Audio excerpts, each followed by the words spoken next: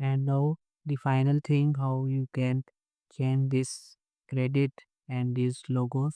So you can hover to WoodMart theme over here and go to theme settings and select footer over here again.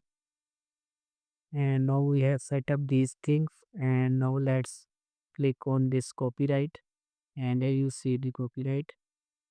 So here if you want to add any website link, you can update this website link.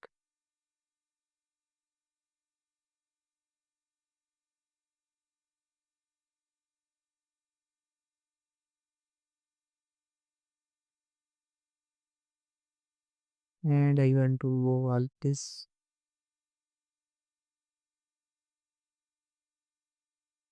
Now we check the store, and here you can see the updated. And now let's see how we can change this logo finally. So to update this logo, go back to the theme setting, and here is the text that you have updated, and here is the image link that is showing over here.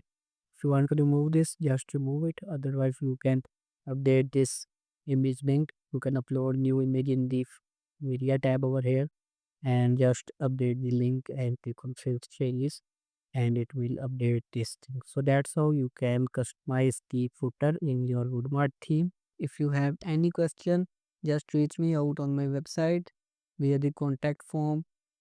All the contact details are provided in the description, and I will also provide the links for the web hosting that I recommend and I personally use in the description of the video.